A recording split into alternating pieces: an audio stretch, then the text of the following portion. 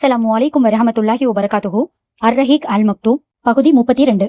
நபித்துவத்தின் 13ஆம் ஆண்டு கிபி 622வது வருடம் ஜூன் மாதம் திங்கள்கிழமை. அஜ்ஜுடைய காலத்தில் அஜ்ஜுக்காக மதினாவாசிகள் முஸ்லிம்களும் முஸ்லிம்கள் அல்லாதவர்களும் கலந்து 70க்கும் மேற்பட்டோர் மக்காவுக்கு வந்தாங்க. மதினாவில இருக்கும்போது இல்ல மக்காவிற்கு வரும் வழியில அந்த முஸ்லிம்கள் எல்லாரும் பேசிக்கிட்டாங்க.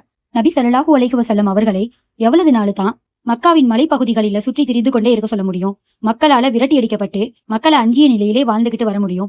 இப்படியே நபி ஸல்லல்லாஹு அலைஹி வஸல்லம் அவர்களை நம்ம எதுவரை விட்டு வைத்திருக்கிறதுன்னு மதீனா வாசிகளின் இந்த உணர்ச்சி மிக்க பேச்சிலிருந்து நபி ஸல்லல்லாஹு அலைஹி வஸல்லம் அவர்களை மதீனாவிற்கு அழைத்து போகணுங்கிற ஆசை அவங்க உள்ளத்துல இருக்குங்கிறத நம்ம தெரிஞ்சுக்கலாம்.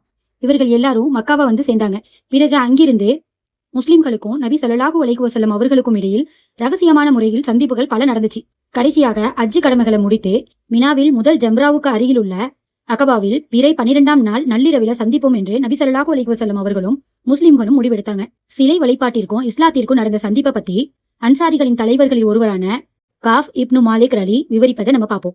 நாங்க ஹஜ்ஜி செய்ய மக்காவிற்கு வந்திருந்தோம்.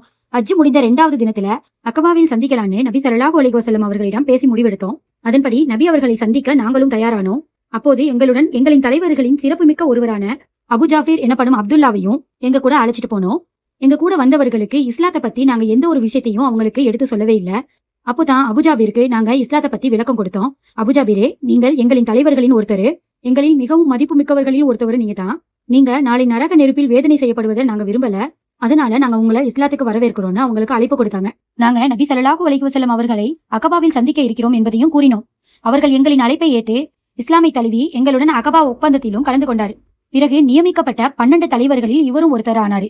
இந்த சம்பவத்தை தொடர்ந்து கஅப் ரலி என்ன சொல்றாருன்னா, அன்றிரவு நாங்கள் எங்களது கூடாரங்களில எங்க கூட்டத்தினருடன் தங்கிவிட்டு இரவின் 3ல் ஒரு பகுதி கழிந்த பின் நபி ஸல்லல்லாஹு அலைஹி வஸல்லம் அவர்களை சந்திப்பதற்காக ரகசியமாக நாங்க அகபாவிற்கு அருகில் உள்ள கணவாய்க்கு ஒன்னு சேர்ந்தோம். நாங்க ஆண்களில் 73 பேரும் பெண்களில் மாஜின் குடும்பத்தை சேர்ந்த உம்மு உமரா என்ற நுசைஃபா பின்த் கஅப் என்பவரும் சலமா குடும்பத்தை சேர்ந்த உம்மு மனிஹ் என்ற அஸ்மா பின்த் அமர் என்பவரும் கலந்துக்கிட்டாங்க. நாங்க நபி ஸல்லல்லாஹு அலைஹி வஸல்லம் அவர்களை எதிர்பார்த்து அந்த கணவாயில ஒன்று கூடியிருந்தோம். நபி ஸல்லல்லாஹு அலைஹி வஸல்லம் அவர்களுடன் அப்பாஸ் இப்னு அப்துல் முத்தலிபும் வந்தாங்க. அந்த நேரத்துல அவர் முஸ்லீம் ஆகல.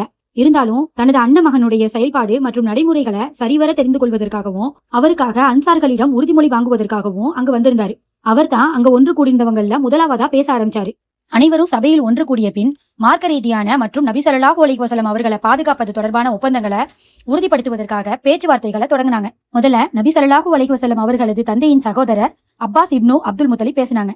அவரது தனது பேச்சில இந்த நட்பு ஒப்பந்தத்தின் விளைவாக தங்களின் தோள்களில் சுமக்க இருக்கும் பொறுப்பு எவ்வளவு ஆபத்தானது, எவ்வளவு பெரிய பின் விளைவுகளை கொண்டதுன்னு மிக தெளிவான முறைகளை அன்சாரிகளுக்கு விவரித்தாரு. இதோ அப்பாஸ் அவர்களின் பேச்சின் சுருக்கம். கஸ்ரஜ் குடும்பத்தினரே, நிச்சயமாக முகமது எங்களிடம் எவ்வாறு இருக்கின்றார் என்பது உங்களுக்கு நன்றாக தெரியும்.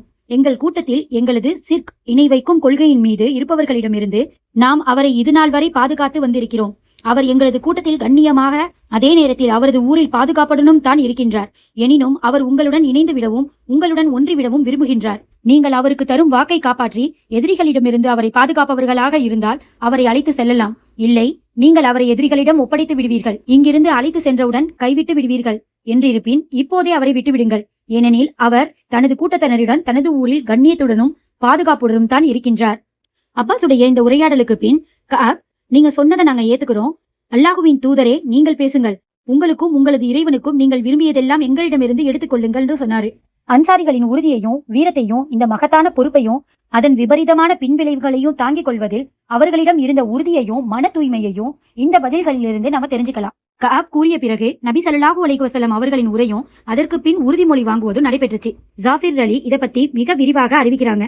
அல்லாஹுவின் தூதரே, எந்த விஷயத்திற்காக நாங்கள் உங்களிடம் இஸ்லாமிய ஒப்பந்தம் செய்ய வேண்டும் என்று கேட்டதற்கு விளக்கமாக நபி ஸல்லல்லாஹு அலைஹி வஸல்லம் அவர்கள் கூறினார்கள், இன்பத்திலும் துன்பத்திலும் செவிசாய்க்க வேண்டும், கட்டுப்பட வேண்டும். வசதியிலும் வசதியின்மையிலும் செலவு செய்ய வேண்டும். நன்மையை ஏவ வேண்டும், தீமையை தடுக்க வேண்டும். அல்லாஹ்வுக்காக நீங்கள் தியாகம் செய்ய தயாராக வேண்டும். அல்லாஹுவின் விஷயத்தில் பழிப்பவர்களின் பழிப்பு உங்களை பாதித்துவிடக் கூடாது. ஆட்சி அதிகாரத்தை பெறுவதற்காக சண்டையிடக்கூடாது. நான் உங்களிடம் வந்துவிட்டால் நீங்கள் எனக்கு உதவி செய்ய வேண்டும். உங்களையும் உங்களது மனைவியரையும் பிள்ளைகளையும் பாதுகாப்பது போல் நீங்கள் என்னை பாதுகாக்க வேண்டும். இதனை நீங்கள் பைஆ செய்து கொண்டால், அதாவது இஸ்லாமிய ஒப்பந்தம் செய்து கொண்டால் அல்லாஹ் உங்களுக்கு சொர்க்கத்தை தருவான். இவ்வாறு நபி ஸல்லல்லாஹு அலைஹி வஸல்லம் அவர்கள் உரை நிகழ்த்தினார்கள். இதே நிகழ்ச்சிய கஅப் ரலி எப்படி சொல்லி காமிக்கிறாங்கன்னா, நபி ஸல்லல்லாஹு அலைஹி வஸல்லம் அவர்கள் எங்களிடம் பேசினாங்க. குர்ஆனை ஓதி காண்பிச்சாங்க. அல்லாஹுவின் பக்கம் எங்களை அழைத்தாங்க. இஸ்லாமை ஏற்றுக்கொள்வதற்கு ஆர்வம் ஊட்டினாங்க.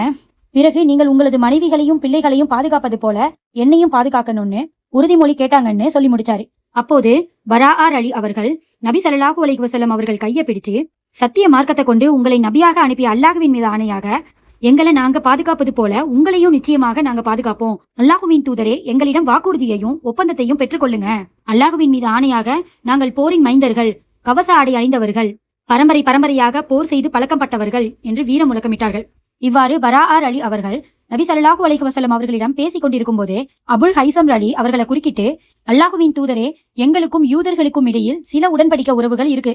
நாங்க அதை துண்டிச்சு உங்களுடன் சேர்ந்துகிட்டோம். பிறகு ஒரு காலத்துல அல்லாஹ் உங்களுக்கு வெற்றியை கொடுத்துட்டானா நீங்க எங்களை விட்டுட்டு உங்களை கூட்டத்தாரிடம் போயிடுவீங்களான்னு கேட்டாரு. அதற்கு நபி ஸல்லல்லாஹு அலைஹி வஸல்லம் அவர்கள் புன்முறுவல் பூத்தவர்களாக, அவ்வாறெல்லாம் இல்ல, உங்களது உயிர் எனது உம்ராவாகும், உங்களது அழிவு எனது அழிவாகும். நான் உங்களை சேர்ந்தவன், நீங்கள் என்னை சேர்ந்தவர்கள். நீங்கள் போர் புரிபவர்களுடன் நானும் போர் புரிவேன். நீங்கள் சமாதான உடன்படிக்கை செய்பவர்களுடன் நானும் சமாதான உடன்படிக்கை செய்து கொள்வேன்னு சொன்னாங்க. மேற்கூறப்பட்ட நிபந்தனைகளுடன் பேச்சுவார்த்தைகள் முடிஞ்சிச்சு. நபித்துவத்தின் 11-12 ஆண்டுகளின் முதன்மையான இஸ்லாமை ஏற்றுக்கொண்டவர்களில் இருவர் ஒருவர் பின் ஒருவரா எழுந்து தாங்கள் சுமந்து கொள்ள போகும் இந்த பொறுப்பு எவ்வளவு விபரீதமானதுங்கிறத தங்களது சமுதாயத்திற்கு மிக விளக்கமாக உணர்த்தினாங்க. ஏன்னா மக்கள் இந்த விஷயத்த தெளிவாக அறிந்து கொள்வதற்காகவும் அவர்கள் தியாகத்திற்கு எவ்வளவு தூரம் தயாராக இருக்கிறார்கள் என்பதை உறுதி செய்து கொள்வதற்காகவும் இந்த மாதிரி எடுத்து சொன்னாங்க. நபி ஸல்லல்லாஹு அலைஹி வஸல்லம் அவர்களிடம் ஒப்பந்தம் செய்ய எல்லாரும் ஒன்று சேர்ந்த பிறகு அப்பாஸ் இப்னு உபாதார் அலி என்பவர் எழுந்து, மக்களே, இவரிடம் நீங்க எதுக்கு வாக்கு கொடுக்கிறீங்கன்னு என்பது உங்களுக்கு தெரியுமான்னு கேட்டாரு. அதற்கு அந்த மக்களும் அது எங்களுக்கு நல்லா தெரியுமேன்னு சொன்னாங்க. இதைத் தொடர்ந்து அப்பாஸ், மக்களே, நீங்கள் இவரிடம் வெள்ளையர் கருப்பர் என அனைத்து மக்களுக்கு எதிராக போர் செய்ய தயார்னு நீங்க வாக்கு கொடுக்கறீங்க. உங்கள் செல்வங்கள்லாம் அழிந்து உங்களின் சிறப்புக்குரியவர்கள் கொலை செய்யப்பட்டாலும் நீங்க எதிரிகளிடம் அவரை ஒப்படைக்க கூடாது. நீங்க ஒப்படைத்திருவீங்கன்னு கருதுனீங்கன்னா இப்போதே இவரை இங்கே விட்டுடுங்க. அல்லாஹ்வின் மீது ஆணையாக இந்த தவறை நீங்கள் செஞ்சு இன்மையிலும் மறுமையிலும் மிகப்பெரிய இழிவை உங்களுக்கு தரும்.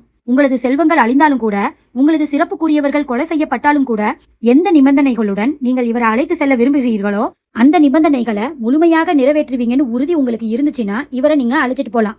அல்லாஹ்வின் மீது ஆணையாக இது இன்மை மறுமையில் மிகப்பெரிய நர்பாக்கியமா இருக்கும்னு சொன்னாரு. அதற்கு அந்த மக்கள், செல்வங்கள் அழிந்தாலும் சிறப்பிற்குரியவர்கள் கொலை செய்யப்பட்டாலும் நாங்கள் இவர்களை அரவணைத்துக் கொள்வோம், கைவிட மாட்டோம். இதே நிபந்தனைகளில் பேரில்தான் இவரை அழைத்து செல்கிறோம். நாங்கள் இந்த நிபந்தனைகளை முழுமையாக நிறைவேற்றினா எங்களுக்கு என்ன கிடைக்கும்னு கேட்டாங்க.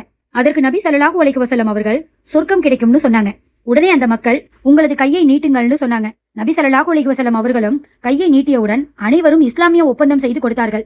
ஜாஃபிர் அலி அறிவிக்கிறார்கள், நாங்கள் நபி ஸல்லல்லாஹு அலைஹி வஸல்லம் அவர்களிடம் பைஆ செய்ய எழுந்தபோது முதலாவதாக எங்களில் மிக குறைந்த வயதுடைய அஸ்அது நபி ஸல்லல்லாஹு அலைஹி வஸல்லம் அவர்களின் கையை பிடித்துக் கொண்டு பின்வருமாறு கூறினார்: மதீனாவாசிகளே, சற்று பொறுங்கள். இவர் அல்லாஹுவின் தூதர். இவரை இவரது ஊரிலிருந்து வெளியேற்றி அழைத்து செல்வதால் முழு அரபு இனத்தையும் பிரிய வேண்டும். நம்மில் உள்ள மேமக்கள் கொலை செய்யப்படலாம். நம்மை எதிரிகளின் ஆட்கள் வெட்டி வீழ்த்தலாம். இவை அனைத்தையும் தெரிந்து கொண்டு தான் நாம் பயணம் செய்து வந்திருக்கிறோம் என்பது தெரிந்த விஷயமே. ஆனால் இப்போது நான் சொல்ல வருவது என்னவெனில், இந்த சோதனைகளை உங்களால் சகித்துக் கொள்ள முடியும் என்றால் இவரை உங்களுடன் அழைத்து செல்லுங்கள். அதற்குரிய கூலியை நிச்சயம் அல்லாஹ் உங்களுக்கு கொடுப்பான். ஒருவேளை உங்களது உயிரை பற்றி பயம் உங்களுக்கு இருந்தால் இப்போது இவரை இங்கேயே விட்டு விடுங்கள். அல்லாஹ் உங்களை மன்னித்து விடலாம். இவ்வாறு அஸ்அத் கூறி முடித்தவுடன் மக்கள், அஸ்அதே, உமது கையை அகற்றிவிடு. அல்லாஹுவின் மீது சத்தியமாக நபி ஸல்லல்லாஹு அலைஹி வஸல்லம் அவர்களிடம் ஒப்பந்தம் செய்வதிலிருந்து நாங்கள் பின்வாங்கவும் மாட்டோம், ஒரு காலமும் அதை மறுக்கவும் மாட்டோம் என்று கூறினார்கள். இவ்வாறு அஸ்அத் செய்ததற்கு காரணம் என்னன்னா, மதீனாவாசிகள் இந்த மார்க்கத்திற்காக தியாகம் செய்ய எவ்வளவு தூரம் தயாராக இருக்கிறார்கள் என்பதை